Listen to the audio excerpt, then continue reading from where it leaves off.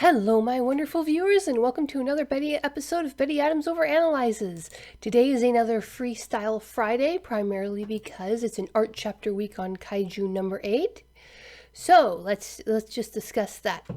Now, there's something I've been noticing about the art in Kaiju number 8, and someone, I can't remember who, so put it down in the comments if you can credit who first mentioned this. But if you look at their eyes, some of the characters have extra rings around their eyes. At first I thought this was just an unusual way of drawing the fact that there actually is, if you look at most people's eyes, you have the main iris and then the part of the iris that contracts to close the iris around the pupil. And I thought they were drawing that. But if you look at it, it appears to be that this is something that happens once a defense force member officer is able to access more than 50% of their suit's power, or maybe more than 30%. It's hard to say. And that theory comes from the fact that Reno now has those circles in his eyes, and I don't know if that was true before. Now, the iris is a muscle. So if something is actually changing the irises in the bodies of the defense force members from using these suits, that probably means that that's just the one muscle that we can see, and the rest of their muscles in their body are also changing. So I wonder if this manga is going to delve into the long-term consequences of forcing your body too hard with these suits, or merging their bodies with kaiju, bits like that. The main piece of new art is just an interesting set piece. It shows a big tentacly starfish type kaiju sitting up on the sidewalk, and there are a couple of the masked defense force members with their gas masks down below in a subway station. And there's writing on the ground, Maya City Park, and I wonder, it genuinely looks like that the composition looks like those English letters were added in with the art. So I'm wondering if that was because this is an art piece that was done specifically for an English language speaking. But if you look at in the background, there's that caution, keep out tape that police put around crime scenes, and it's half in English and half in Japanese. Can someone who knows if it's common in Japan to have English on the signs in Tokyo let me know if that's normal, or is this just something the artist is doing? We wind up with the cover, a colored cover of Kafka and Hoshina standing back to back. Hoshina's got his big old sword, and Kafka's got one arm transformed. Then we have the colored cover of Shinomiya standing there in her schoolgirl uniform type clothing with her giant battle axe behind her, standing in a zebra crossing, slightly reminiscent of that famous Beetle poster, but it's just her. And of course the announcement that the next chapter will hit on April 15th, next Thursday. Now, I think we all felt a bit of a letdown. I think we were all expecting a full chapter here. So I'm going to jump into the larger world of Shonen Jump. And I think I'm just going to go and explore some of the titles, whether or not I've read them, whether or not I've planned to read them, whether or not you might expect some reviews from them in the future. So, starting just first, which was posted on the main Shonen Jump page, My Hero Academia Vigilantes. This is one that I've enjoyed almost more than the main My Hero Academia line. I am way behind on the main My Hero Academia storyline. I'm almost caught up in Vigilantes.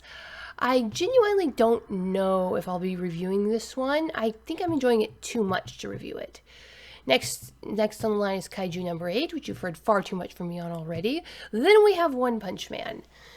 Now, this might be an unpopular opinion, but I really didn't enjoy One Punch Man. It was a one-trick pony kind of manga, a bit too cringy, a bit too crass for me.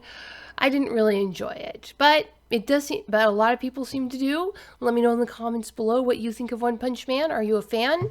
So the people who really like Kaiju number 8, do you also like One Punch Man? Now, the next one is what I would consider a guilty pleasure. This manga is definitely a ripoff of the horror, not a ripoff, an homage to the horror genre, specifically to Buffy the Vampire Slayer, Ghost Reaper Girl. And this is a very, very classic battle manga. Nothing incredibly creative, but its shtick is that the main protagonist is that kind of Buffy the Vampire Slayer female horror movie protagonist.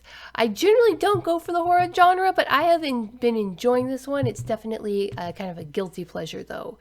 Now we come across one of the big names, One Piece. I was really into One Piece when it came out. I followed it for quite some time. That was back when I was still checking out the hard copy Shonen Jump monthly from my local library. And yeah, I'm probably not going to be reviewing that one. It was fun, but sometimes I feel inspired to talk about things, sometimes I don't. One Piece, I really enjoyed it, but I did not feel inspired to talk about it. The next one is a fairly new one, Undead Unluck. This is a rather interesting manga. Again, nothing truly original, but a fun premise. You've got these superpowered people, and I really like the premise that superpowers in this world go by very strict rules, and the secret to mastering your superpower is learning the rules and learning how to work around them and work with them. The next one is a very newcomer, The Elusive Samurai. I can't say I've been a fan of what I've seen so far. I might dip in and give it another try. Just not my cup of tea. Too many sakura blossoms, too much cheesing. It's this weird mix of blood and cheese. I don't know. I'm just not enjoying it. But be sure to tell me what you think in the comments. Mashell, Magic and Muscles. I have not had time to look into this one. I might look into it later. Now, Sakamoto Days. This is again one that I've been enjoying. It's about an ex-criminal hitman who's retired and running a store, and he and his buddies go on little day-to-day adventures. Nice little slice of life with plenty of extra violence. It's a very interesting one, and it overlaps some... None of the elements in this manga are unusual in the shonen mangas, but Sakamoto Days just has a weird mix of things. You'd think it's a straightforward slice of life following the rules of physics type of manga, then it just brings in some weird concept from My Hero Academia. The next one is just pure cornball and cheeseball, and I'm not interested in it. High School Family, I'm not going to try to butcher the Japanese name, but High School Family, pure corn, pure cheese. If you're into that, have a blast. I'm not even going to try. Dr. Stone, I was really into at first, but I thought it got a little repetitive, and I had I was kind of working on other things. I might get back into it. We might be getting a review of Dr. Stone. Here's one that I think has promise. Witch Watch. It looks to be like a more traditional combat with a side of romance manga. It looks good. I'm waiting for it to get a few more chapters than it has right now before I dig in and really start getting on it. 9 Dragons Ball Paradise. I'm just not a big sports manga fan. Mission. Yozakura Family. Again, this is one that looks interesting, but I just haven't had time to get into. Ayakashi Triangle. Another one. It looks very interesting. Haven't had time. Black Clover. I started reading this a couple hundred chapters ago, right when it first started, when there were only a few chapters out. I remember being vaguely disappointed, but I can't remember why. But it's kept going, so apparently it has staying power. I'll have to dive back in and see what it's about. Build King. I have nothing really wrong to say about this. It's on the cheesy side, but fairly enjoyable. It kind of irritates me how much the main character looks like another main character. See if you can guess who I think the main character of Build King looks like. Hard-boiled cop and dolphin. Interesting premises. Another odd mix of cheesy and serious. I Tell C. This is one of those manga that I can tell it's very well written. I enjoyed it while I was reading it, but I am just completely turned off by the premise.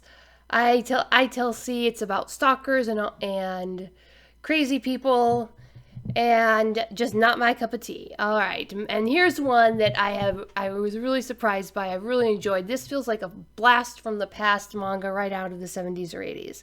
Magu-chan, God of Destruction. Basically, it's a girl and her monster story, a slice of life story, and I've just been really enjoying it so far. I let the chapters build up for a couple weeks, then binge them. Me and Roboco, the next one.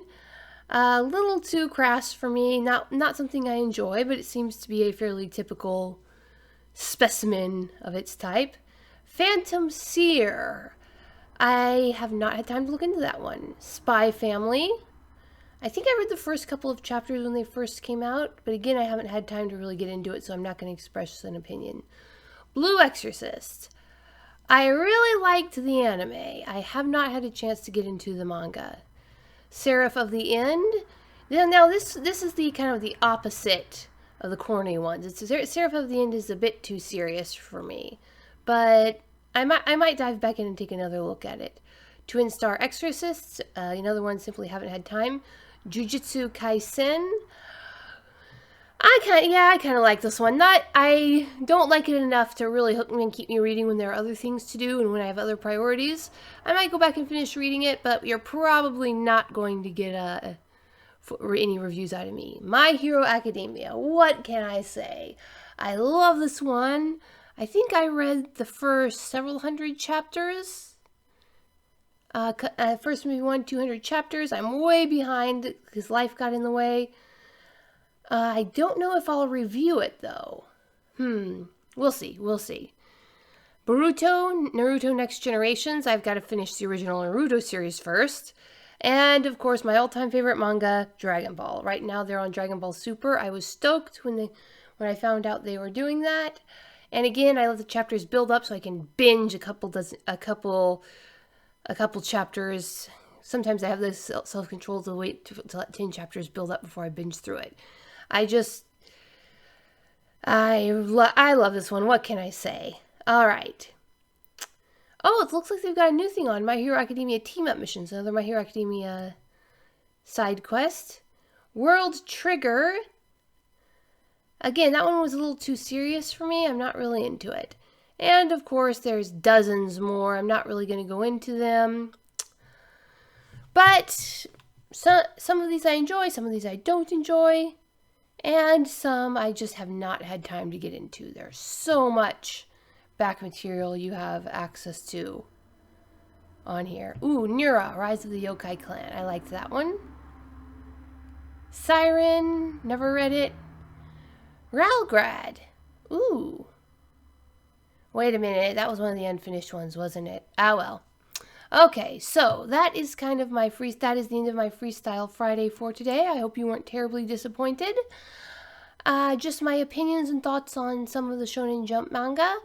And you guys, go follow the links below to check out to get a copy of Humans Are Weird, I Have the Data, a book of human absurdity, and peace out, my wonderful The book viewers. from author Betty Adams, Humans Are Weird, I Have the Data, is a humorous look at human behavior through the eyes of aliens. This book is arranged in separate reports or essays, documenting the experiences with humanity through the lens of the aliens who have to interact with them. This anthology of short stories and vignettes from alien points of view highlights some of humanity's quirks we can all relate to. Author Betty Adams captures how strange and interesting humans can really be. This is a fun collection of stories you will really get a kick out of. Humans Are Weird, I Have the Data, from author Betty Adams. Order your copy right now on Amazon.